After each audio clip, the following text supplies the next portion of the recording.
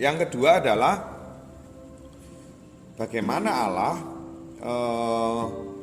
mendidik orang Israel atau menunjukkan kepada orang Israel kebesaran Tuhan melalui tindakan, melalui sikap dan mujizat. Mujizat menjadi salah satu bentuk tindakan untuk meyakinkan manusia akan kuasa Allah. Manusia itu makhluk simbolik, makhluk yang butuh sesuatu yang nyata di depannya. Jadi kalau dia lihat sesuatu yang nyata, dia akan memahami daripada dia melihat sesuatu yang gak nyata. Ya. Oke. Apa saja tindakan Yesus? Mereka yang kerasukan setan, kepada anak-anak kecil, ya. Yesus sangat peduli terhadap kehidupan mereka itu. Dengan resiko apa ya? Resikonya ketika Yesus dekat dengan orang-orang itu ya dia dikucilkan, kadang dicemooh orang, terutama orang-orang pemimpin agama yang atau para pejabat atau orang-orang kaya yang waktu itu tidak suka dengan tindakan Yesus, ya. Dalam modul saya tulis begini, bagi orang Yahudi dosa itu menular seperti kuman. Jika kita tinggal dalam lingkungan orang-orang berdosa, maka kita juga akan kena dosa. Ya sebenarnya pandangan ini pandangan konyol, ya, bahwa manusia itu kan bisa memilih mana yang baik dan mana yang buruk. Dia punya kemampuan untuk menentukan dirinya itu mau ikut yang mana. Jadi tidak semudah itu manusia itu tergoda dengan lingkungannya sekitar, ya. Anda berada di dekat tempat sampah, Anda membau sampah, tapi Anda kan tidak masuk ke tempat sampah itu kan, gitu. Gampangnya kan gitu. Ya.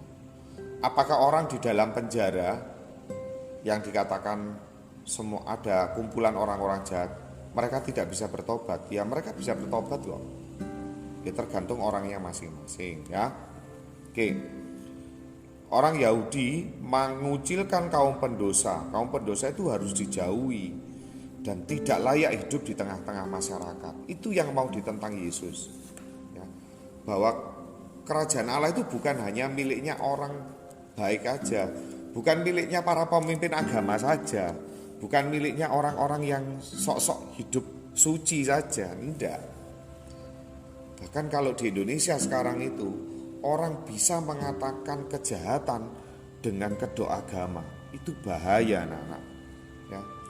Karena kefanatikan orang itu bisa mengata-ngatai orang lain itu jahat, orang lain itu kafir, orang lain itu busuk atau apapun dengan kedok agama yang dia miliki. Tidak bisa, anak-anak. Kita ini hidup dengan berbagai banyak orang. Kita hidup dengan masing-masing orang yang punya keyakinan berbeda. Maka mulut kita itu tidak boleh mengatakan sesuatu yang buruk perihal agama orang lain. Tidak, nggak bisa, ya, itu tidak benar. Maka Anda harus belajar bertoleransi dengan orang lain, ya. Sikap Yesus terhadap wanita. Wanita pada zaman itu kadang dianggap sebagai penggoda, ya, menggoda laki-laki. Padahal kan ya laki-laki juga tergoda dengan wanita juga kan. Bukan berarti kan yang salah bukan wanitanya gitu. Nah, kadang tidak adil kan. Itu. Ya. Nah, Yesus bergaul dengan semua itu. Dengan anak-anak, dengan orang yang kerasukan setan. Yesus peduli dengan itu semua. Lalu tindakan kedua adalah tindakan mujizat. Dalam seluruh mujizat Yesus ada beberapa hal yang mau ditekankan. Pertama, Yesus itu berkuasa atas hidup dan mati. Saya beri contoh saja, Yesus membangkitkan anak muda di Nain. Tapi yang lebih keren adalah Yesus membangkitkan Lazarus yang sudah mati 3 hari, ya. Dalam pandangan bangsa Yahudi, Kalau orang matinya sudah 3 hari itu berarti mati beneran. Nah kalau orangnya sudah mati 3 hari lalu dia bangkit, itu berarti luar biasa. Dan Yesus membangkitkan Lazarus pada hari ketiga itu. Ya. Kalau anak janda di Nain itu mungkin pada hari pertama, hari kedua.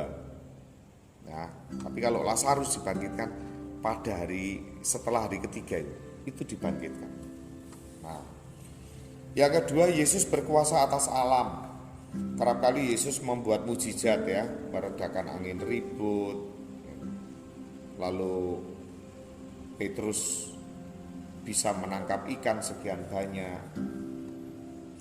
Yang ketiga, Yesus berkuasa atas roh jahat. Yesus mengusir roh jahat. Kalau kita melihat ajaran gereja Katolik, orang akan bertanya, Pak, setan itu ada apa enggak?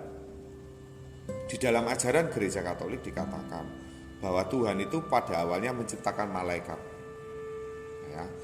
Lalu dari antara malaikat itu ada yang tidak taat. Mereka yang tidak taat itu yang disebut sebagai setan. Ya.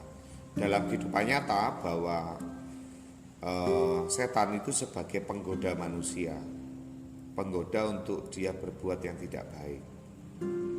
Saya lepaskan dari pandangan tradisi di tanah kita, di tanah Jawa, ya setan itu bentuknya kayak pocong atau kuntilanak atau apa ya sudahlah, tidak apa-apa.